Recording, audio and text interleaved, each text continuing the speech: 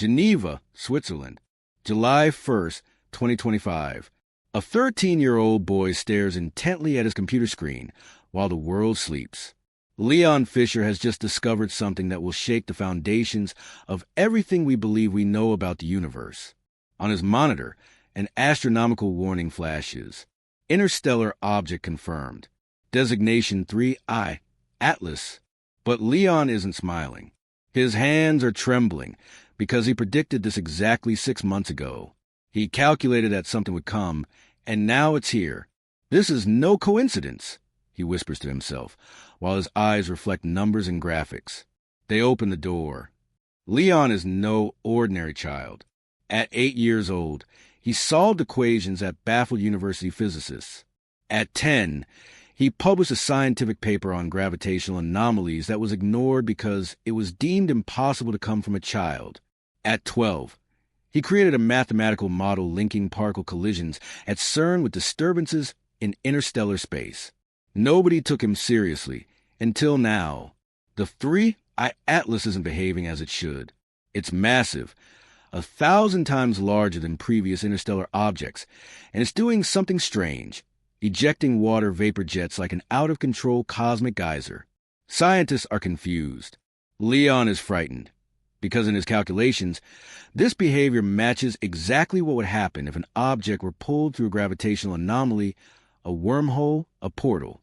Leon calls out to his mother from his room, which is transformed into an improvised laboratory. "Mom, you have to listen to me. Something terrible is going to happen." Sophia, a literature professor who raised her gifted son alone, enters with a cup of tea. She's seen Leon obsessed before, but never like this, never with this urgency in his voice. Leon continues without taking his eyes off the screen. CERN accelerated particles to never-before-reached energy levels in April, exactly 3 months before this object appeared. This is no coincidence, Mom. The numbers don't lie. Underground on the border between Switzerland and France, 27 kilometers from Leon's apartment, the Large Hadron Collider rests in silence. This machine, with its 27-kilometer circumference, accelerates protons nearly to the speed of light and recreates the conditions of the Big Bang. Its official goal, to understand the origin of the universe. But Leon believes they've done something else, something they hadn't planned, something irreversible. Leon turns to his mother. Adults are conditioned not to see the obvious. Institutions teach them to dismiss the improbable. But I don't have that filter yet, and I see the pattern clearly. Sophia looks at her son. There's something in his eyes she's never seen before. It's not fear, it's absolute certainty. And that frightens her more than any theory about dimensional portals. "What pattern, Leon?" she asks gently. Leon opens 3 windows on his computer. Oumuamua 2017, Borisov 2019, now Atlas 2025. Each time larger, each time stranger. And look at this. His fingers fly across the keyboard. Each appearance coincides with an energy spike in CERN collisions. This isn't coincidence. This is cause and effect. Outside, the first lights of dawn paint the Geneva sky. Leon hasn't slept in 30 hours, but this is just the beginning. Because what Leon will discover in the coming days won't just change his life. It could change the fate of all humanity. Leon says with determination, "I need to speak with someone from CERN before it's too late, before something else comes through this portal." 3 days later, Leon Fischer walks through the corridors of CERN with a visitor's badge around his neck. He got this meeting thanks to a former physics professor who knew his deceased father. But the looks from the scientists passing by say it all. A child has no business here. Leon clutches his laptop to his chest. Inside are 6 months of calculations that nobody wants to see. The receptionist says without really looking at him, "Dr. Beaumont will see you in 5 minutes." Leon nods. Dr. Philippe Beaumont is the head of collision safety at CERN. If anyone can understand what Leon has discovered, it's him. The waiting room has windows overlooking the underground complex. Leon observes the tunnels where protons travel at speeds that defy human comprehension. Every second, billions of collisions. Each collision, a small recreation of the birth of the universe. Leon thinks, what if one of these collisions did something we can't undo? The door opens. Dr. Beaumont is a 60-year-old man with a gray beard and tired eyes. He says with a distinct French accent, "Leon Fischer, I've been told you have something important to show me. You have 10 minutes. 10 minutes. Leon would need 10 hours to explain everything, but he doesn't have that luxury. He opens his laptop and gets straight to the point. Doctor, the 3I Atlas didn't arrive here by chance. It was attracted. Beaumont sits down more out of politeness than interest. Attracted. By what exactly? Leon responds with surgical precision. By a gravitational anomaly created during collision on April 15th at 1432 Central European Time. That collision reached 14.6 TeV, the highest level ever recorded. My calculations suggest that in that moment, for 2.7 microseconds longer than normal, a microdimensional fracture was created. Beaumont sighs. He's heard these theories before. Internet conspiracy theories. Unfounded fears. Leon, I understand your concern, but the collisions we conduct are completely safe. We've done millions of them. If there were any risk. Leon interrupts, his voice growing louder. 3 interstellar objects in 8 years. Doctor, before 2017, we never detected 1, 0 in all of astronomical history. And now 3, all after CERN reached unprecedented energies. Leon turns his laptop. On the screen is a diagram showing CERN's energy peaks overlaid with the dates of interstellar object appearances. The correlation is disturbing. Too perfect to be coincidence. Leon explains. Oumuamua appeared 6 months after we reached 13 TeV. Bohr saw 5 months after 13.5 TeV, and Atlas exactly 3 months after 14.6 TeV. The pattern is clear. The higher the energy, the shorter the arrival time, the larger the object. Beaumont studies the diagram. For the first time, his expression changes. This is interesting, but correlation doesn't imply causation. Leon, it could... Leon completes. Be coincidence 3 times in a row. The statistical probability of that is 1 in 847 million. I've done the calculations. Doctor, they're all here. The scientist leans back in his chair. He looks at the boy before him. There's something in his eyes, something that reminds him why he became a physicist 40 years ago. The ability to see what others cannot. Beaumont says slowly, let's assume you're right. Let's assume we created some kind of disturbance. What do you suggest we do? Leon takes a deep breath. This is a part that frightens him. You need to stop the collisions immediately, because if my model is correct, each new collision enlarges this fracture, and what's coming through could be much worse than space rocks. Beaumont asks, worse how? Leon hesitates. The next part sounds like science fiction even to him, but the numbers don't lie. Atlas is ejecting matter in a way that challenges our understanding of comet physics, as if it's reacting to something, as if it brought something else with it. Beaumont stands up. Leon, stopping the accelerator would cost millions. It would delay critical research. I can't do that based on theory from A. Leon also stands.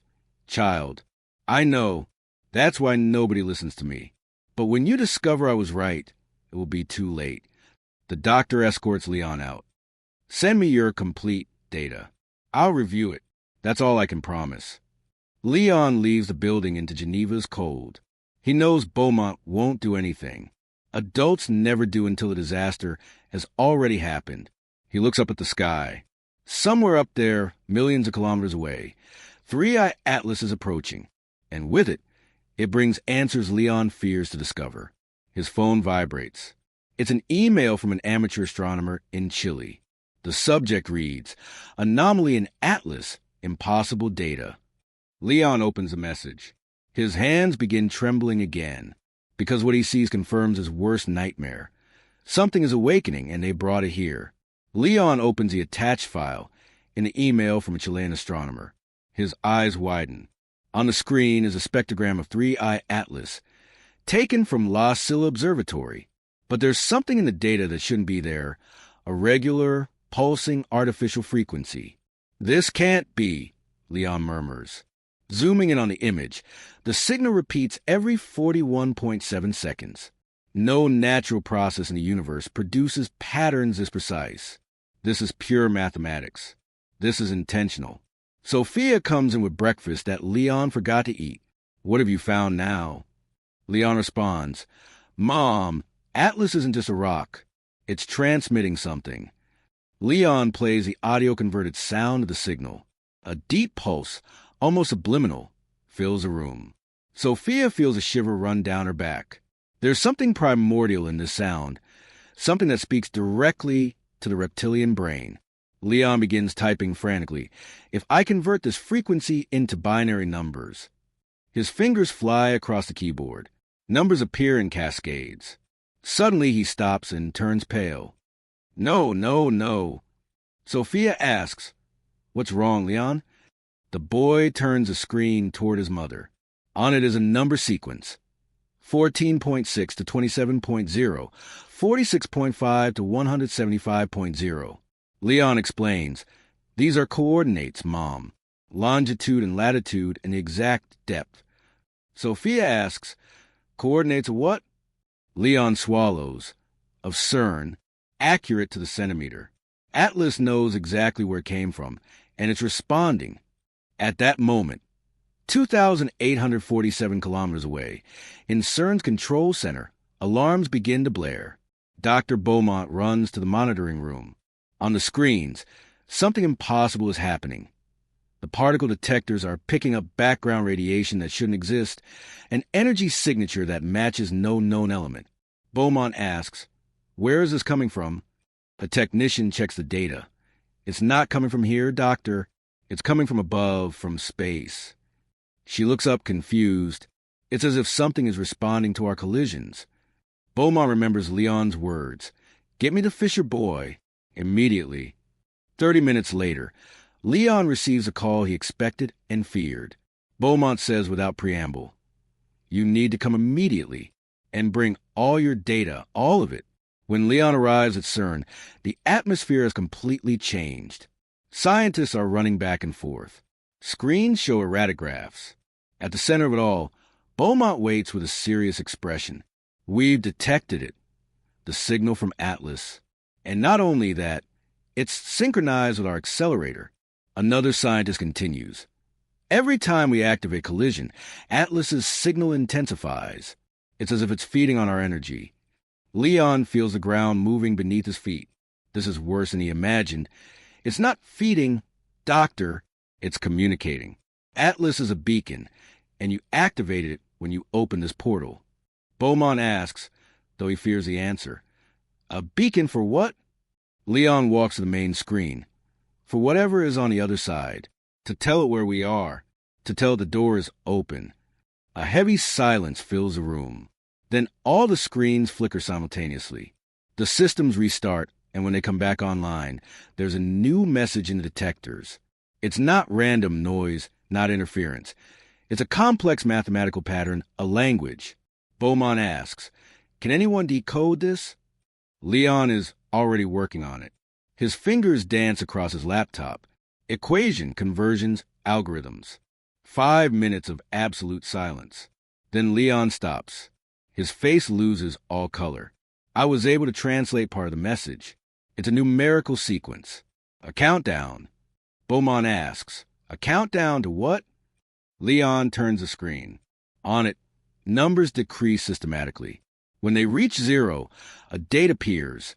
July 15th, 2025. 12 days remain. Leon says with a trembling voice, until something arrives, or until something awakens. I'm not sure which is worse. The story doesn't end on July 15th. It begins there, because Leon Fischer, the child who discovered Portal, must now prepare humanity for what comes next. In the following days, Leon works around the clock with a small team of scientists at CERN. They develop a plan to close the portal, a precise particle collision that should heal the dimensional fracture. On July 15th at 3:14 and 15 seconds Universal Time Coordinated, a time that not coincidentally reflects the first digits of pi, they execute the critical collision. The world holds its breath. And it works. The portal closes. Atlas vanishes from space as if it never existed. But before it goes, it sends one final message. Test passed. Welcome. When you are ready for more, you will know how to call. Leon understands. Atlas was an attack. It was a test of maturity, a superior civilization evaluating whether humanity possesses the wisdom to handle the power it has discovered. In his speech, he proposes the creation of an International Council for Scientific Responsibility, a group that evaluates experiments before they're conducted, not to stop progress, but to ensure we're truly ready for the consequences. Knowledge without wisdom is dangerous, he tells the assembled world. But wisdom without courage is useless. We need both. 6 months later, Leon publishes a scientific paper that revolutionizes theoretical physics. Protocols for Responsible Dimensional Contact. It becomes required reading at universities worldwide. And somewhere in the depths of space, something observes with satisfaction, patiently waiting for the day when this young species will truly be ready to join the larger cosmic conversation. Leon Fischer, the boy who saved the world, now has a new mission: to prepare humanity for the day when portals aren't opened by accident, but by invitation. And when that day comes, he will ensure his species is ready, not just to survive, but to thrive in a universe that is much larger, stranger, and more wonderful than anyone imagined. Because the true story wasn't about closing a portal.